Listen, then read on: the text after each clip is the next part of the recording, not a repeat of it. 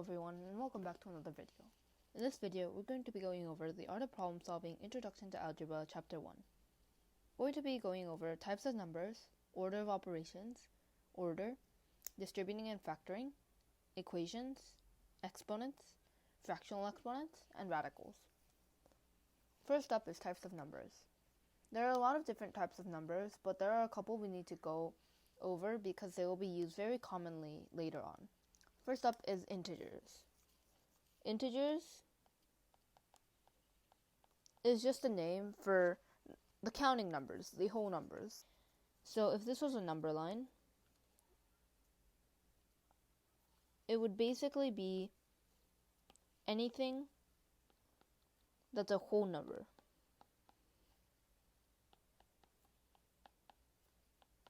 So it's all of this.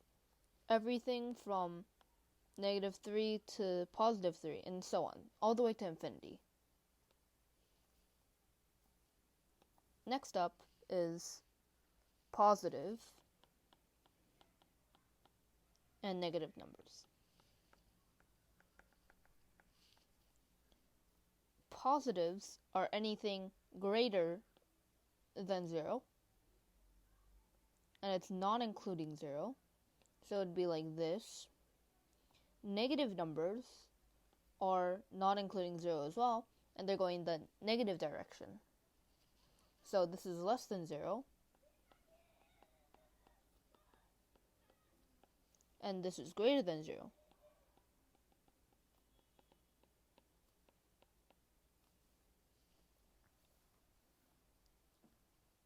When we divide one number by a different number that's non-zero, we get a rational number.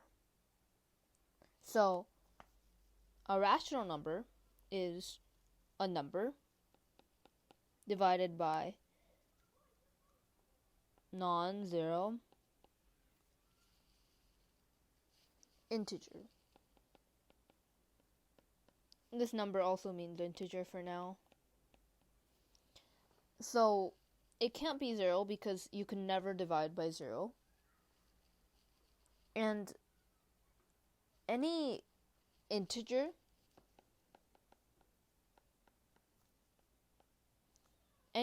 has to be rational,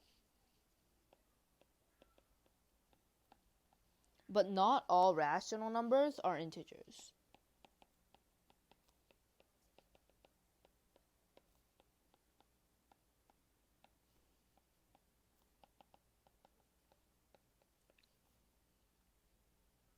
So, for example, a half. A half is not a whole number, and therefore it's not an integer, but it is a rational number. Because 1 is an integer, 2 is a non-zero integer, meaning it's not 0, it's any other integer. So this, therefore, is a rational number. Now, there's rational numbers, and there's also irrational numbers. So common irrational numbers are pi, the square root of 2, and so on. Irrational numbers are numbers that can't be written as an integer over a non-zero integer. So pi can't be exactly written as something in this form. We can approximate to 22 over 7, but 22 over 7 is not exactly pi.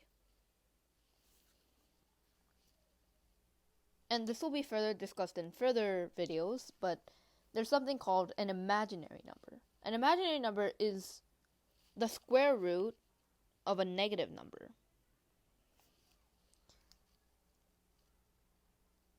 But a square root like this is called an imaginary number.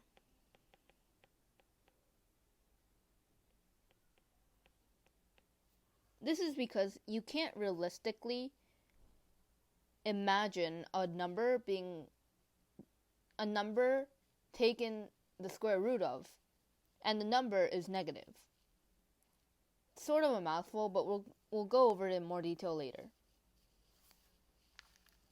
And for now, we'll just stick to real numbers, which is any number that's not imaginary. Next up is order of operations. When we do order of operations, there are four categories. Number 1 is parentheses. Number 2 is exponents. Number 3 is division,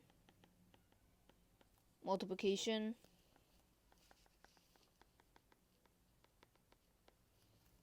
and this is important, no particular order.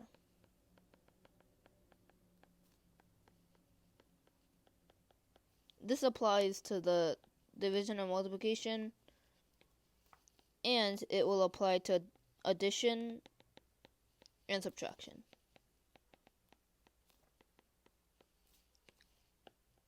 This means that it's just in order from left to right.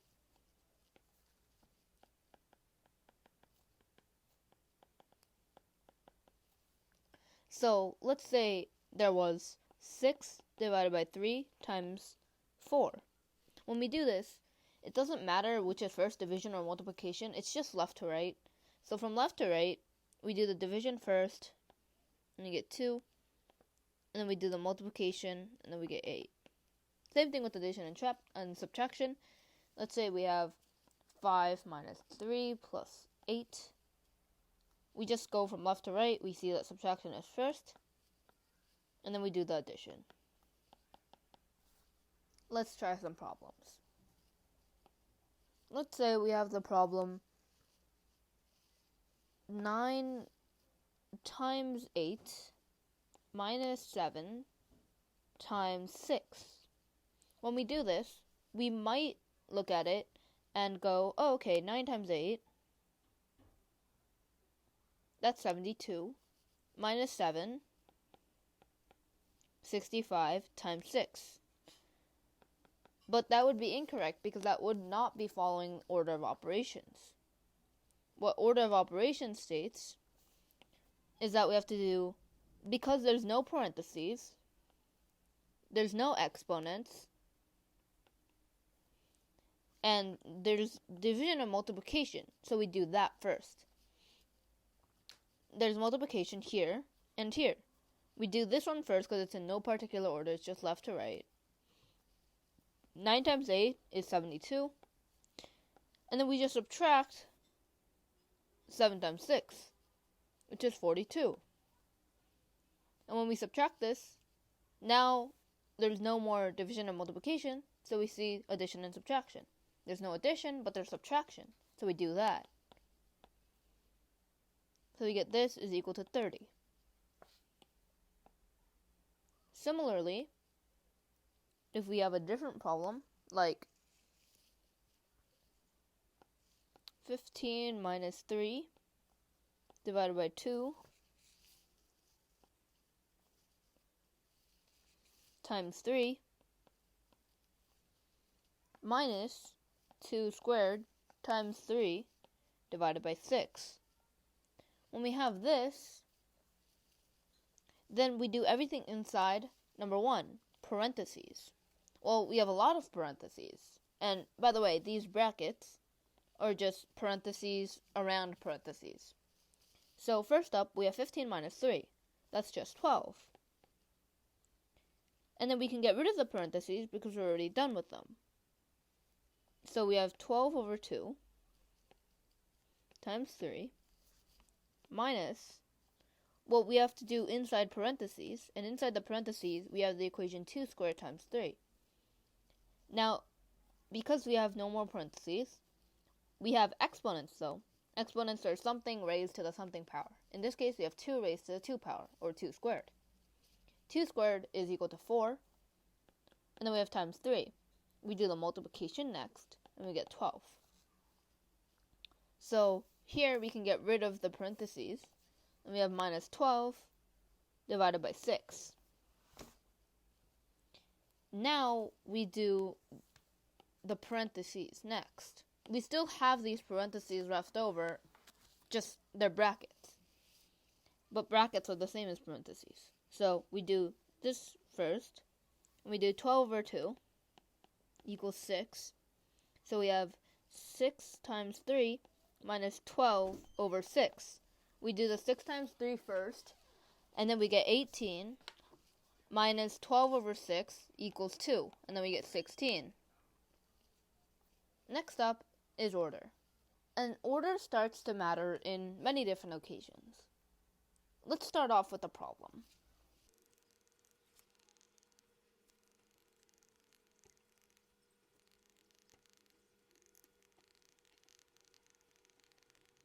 Okay, now, this problem is one of the problems in the AOPS book.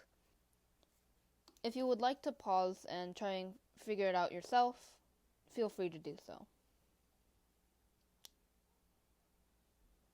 Okay, let's see what we get from Josie's perspective. From Josie's perspective, she adds 14 first, and then she adds 8. So we get 14 plus 8 equals 22, and we already know that they count correctly, so we don't have to worry about that. So 22, from Josie's perspective,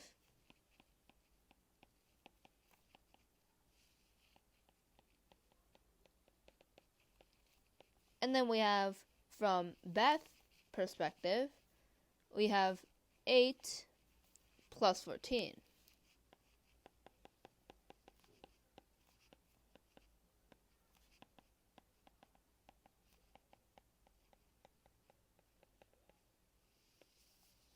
So, because we know this, they find the same number of marbles. So the answer to this question is yes. They both find 22 marbles. Now, this is a very important property of addition. This is called the commutative property of addition. And this is important because it states that 14 plus 8 is equal to 8 plus 14. This also means anything added with the same number and that swapped is the same thing. For example, like 3/8 plus 1/4 is equal to 1/4 plus 3/8. This is the commutative property of addition, and it's very important. Next up is distribution. Okay, distribution can be found in many ways. For example, if you have 5 dogs and 4 cows, and each dog and cow has 4 legs, how many legs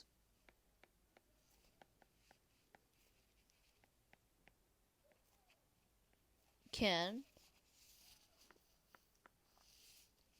you count? So, in this case, what we can do is do the 4 times the 5 plus the 4 times the 4. And our equation would end up looking something like this. And this isn't wrong, but we can also do this by doing 4 times 5 plus 4. And this is because we have 4 of each 5 and 4.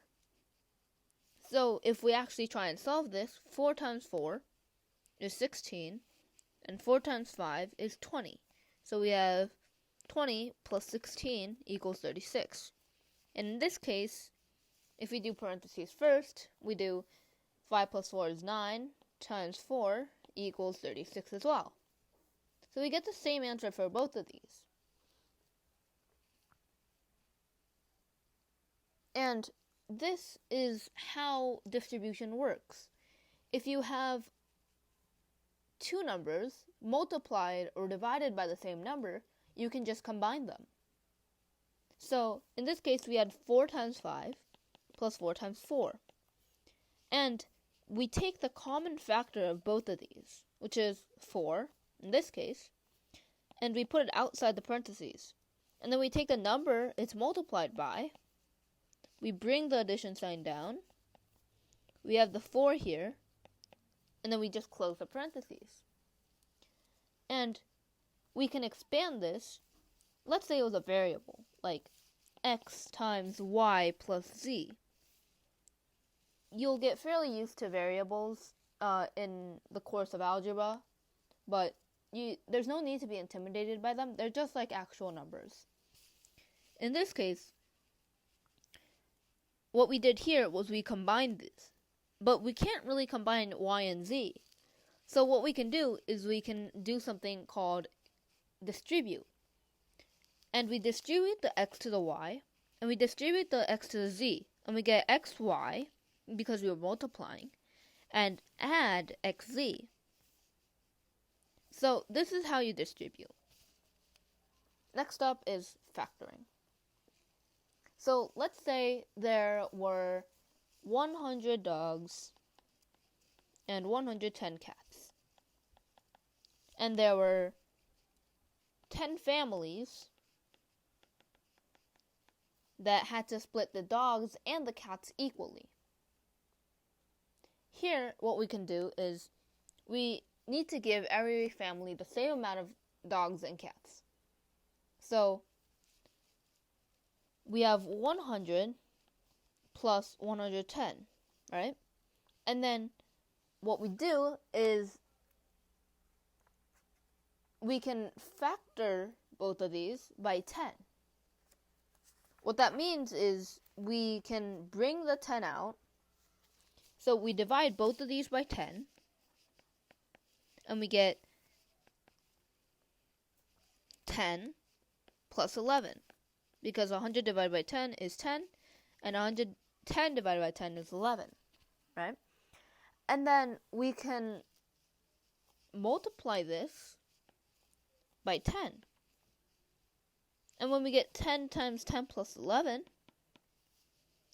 like I said here, we just expand like that. So we expand like this. So we have 10 times 10 plus 11 times 10. This gives us the 100 plus 110 again. So for every family, they would each get 10 dogs and 11 cats. This is the same thing as breaking it into groups, like 10 dogs and 11 cats, 10 dogs, 11 cats, 10 dogs, 11 cats, 10 times. So, and there's 10. And when we do this, we just get the 100 dogs and 110 cats. And we're dividing them equally among the 10 families. Next up is equations. Something that's very important in this chapter and in this topic specifically is the transitive property of equality. So the transitive property of equality. This is basically saying that so let's take, for example, 4, 2, and 1, 2, 3. So basically, 4 plus 2 is 6. But 1 plus 2 plus 3 is also 6. What we can do is, by the transitive property of equality, we can say that 4 plus 2 is equal to 1 plus 2 plus 3. This turns out to be very important in future problem solving. So remember this. But we can do this for anything, not just numbers. Let's say we have x plus y equals z, but z equals a times b.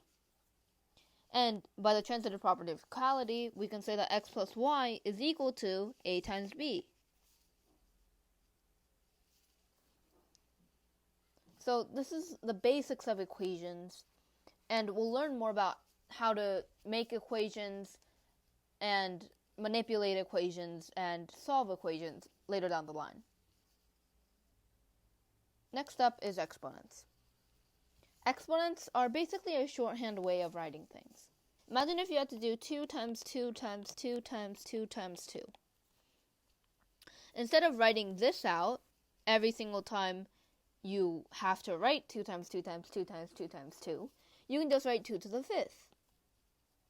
And while it may not seem too bad for 2 to the 5th, imagine if you had to write 2 to the 100th, or 2 to the 1000th, or even bigger numbers.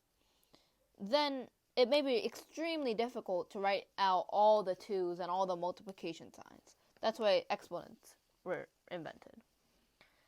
So there are a lot of rules with exponents that you can use. But basically, some of the basics are when you multiply or divide exponents with the same base. So in an exponent, let's say we have x to the y. The x is called the base, and the y is called the power. So when you do this, if you have the same base, so let's say you have x to the y, right? And then you're multiplying a different exponent with the same base, or it can be the same exponent, it doesn't really matter. If you're multiplying another exponent with a different base, the dot means multiply, and it's easier to use than the x because you can get the x confused with the variable. So let's say you had x to the y times x to the z. This is equal to x to the y plus z. So that's one rule of exponents. We'll get into y in a future video. And next we have x to the y divided by x to the z. Similarly, we can do x to the y minus z. So these are some rules that you can use for multiplying and dividing exponents with the same base.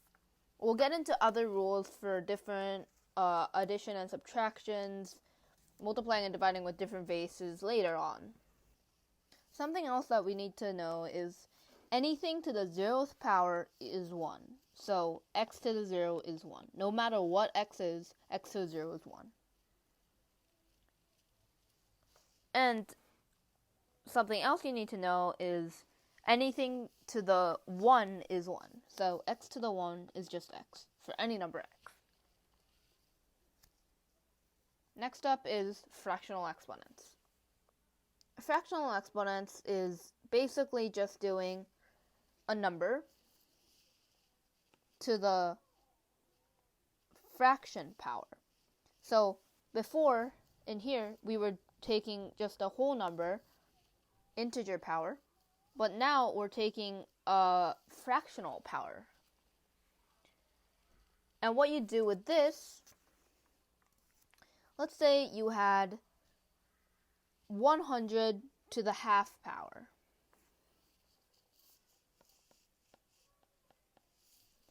What you do in this case is, there are many different ways you can do this, but I prefer a few over others.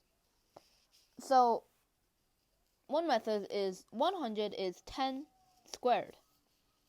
And you do 10 squared to a half. And basically, you're multiplying the 2 to a half. So you have 2 times a half equals 1. And then you have 10 to the 1 equals 10. Similarly, for bigger numbers, we can do this by finding the prime factorization. Let's say we wanted to find one number such as 8 to the 1/3 power. What we can do is we can write the prime factorization of 8 out, so 2 cubed, or 2 times 2 times 2, and we write this to a third. Now we can multiply the 3 and a third, and then we get 1, so we get 2 to the 1 equals 2. So we know that 8 to 1/3 is 2.